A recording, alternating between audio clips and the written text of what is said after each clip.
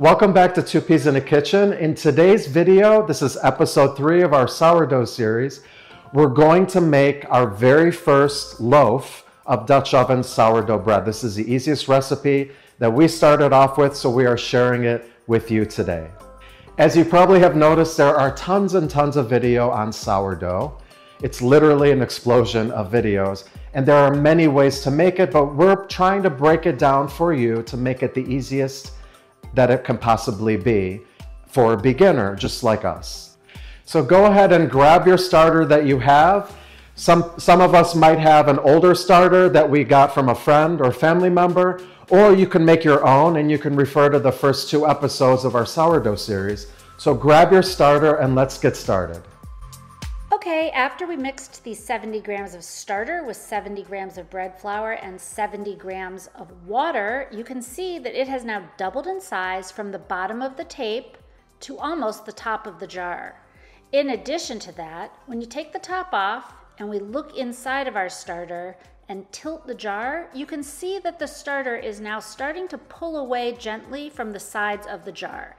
There will be sort of small strands of the starter attaching to the sides of the jar. In addition, you can see the bubbles on the surface of the starter. Finally, when you look through the sides of the jar, you can see the bubbles throughout the starter, showing that it is now ready to use. It's now time to start measuring our ingredients for our dough.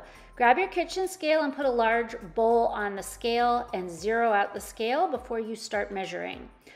We are going to need 150 grams of our active sourdough starter, which we have just established is at peak and ready for use.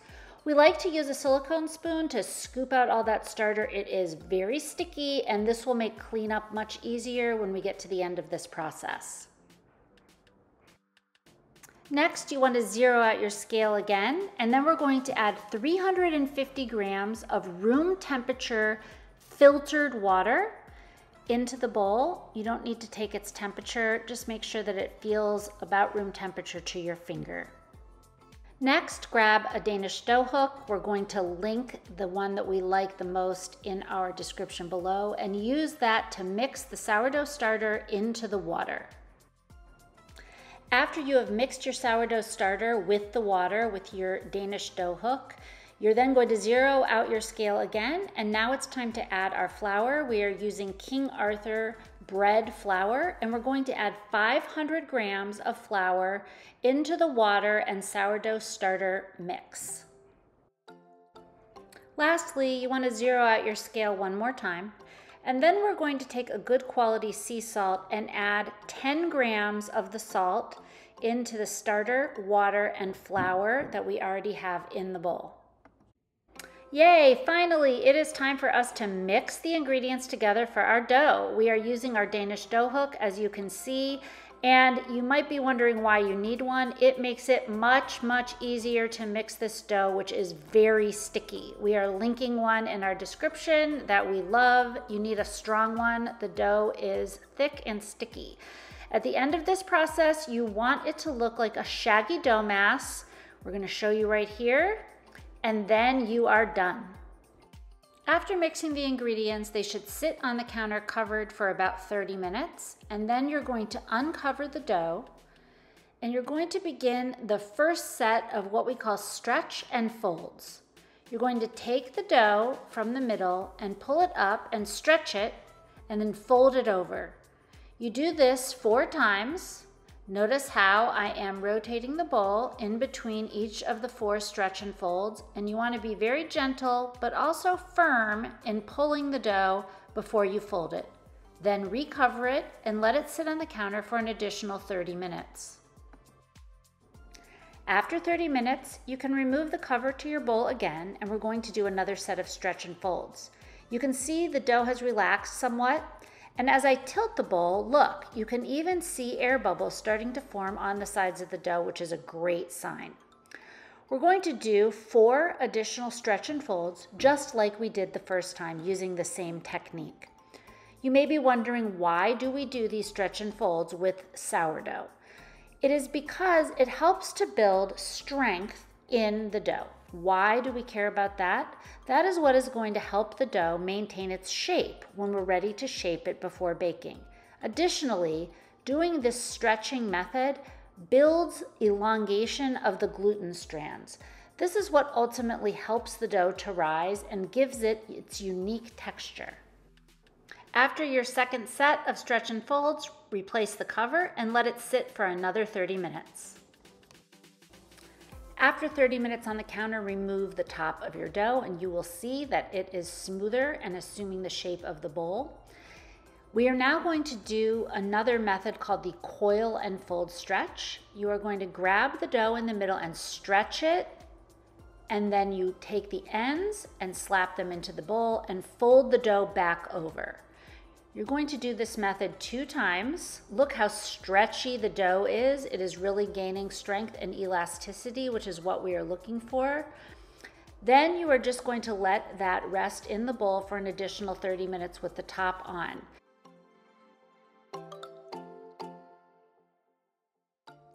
After 30 minutes, you're going to remove the lid and wow, look at the dough. It is really starting to look different. There are small bubbles forming on the surface of the dough and it is now gently filling the bottom of the bowl. We're going to do an additional set of coil and folds. I'm going to stretch the dough. Look at how elastic it is now. That gluten strength has really formed. We're going to do that 2 times, and the second time, you'll see that I'm just going to gently fold the dough back into the bottom of the bowl. Then I'm going to grab the lid and I'm going to let this sit on the counter an additional 30 minutes to 2 hours. At the end of this bulk fermentation, which is anywhere from 30 minutes to 2 hours, depending on the temperature of your house, you're going to notice bubbles forming throughout the dough and along the sides. It will be approximately 30% larger, and it will also jiggle a bit when you move the bowl. Using your bowl scraper, move the dough right onto your counter, and then you're going to put some flour on your hands, and using your hands gently roll the dough counterclockwise and pull it toward you, starting to shape the dough and build a bit of surface tension. After you've done that a few times gently, cover the dough on your counter with a dish towel. After letting the dough rest for about 30 minutes under the dish towel, you're going to take the dish towel off and start to form a jiggly rectangle with your dough. Then you're going to gently fold the bottom of the rectangle up, and the top is going to seal over that bottom just like an envelope. Then gently roll the sides into the center of the dough. Then gently flip that over. It looks like a little ball. Put the seam on the bottom, and then you're going to gently start to roll the dough counterclockwise, pulling it towards you like we did before. You're going to notice that there are little bubbles forming in the dough, which is great news. Continue to roll the ball counterclockwise, gently pushing the dough toward you after each rotation.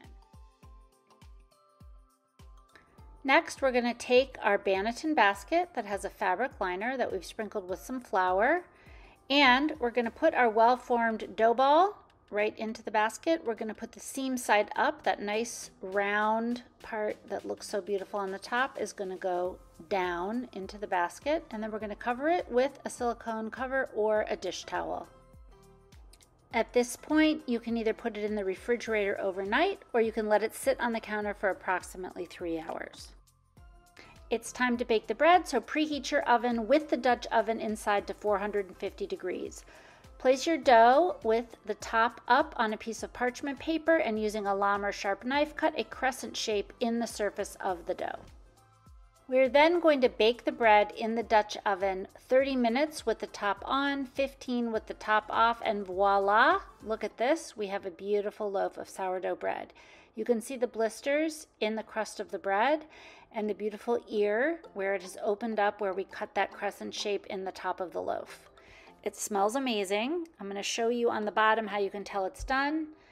You can knock and it will sound a little bit hollow after you have baked it. And the best way to let it cool is to take it off the parchment paper and just place it right onto a wire rack so that it stays crusty on the bottom, just like this. And we like to cool the bread all the way before we cut it. That will just preserve the texture inside. look at this. You can see how gorgeous this bread is inside.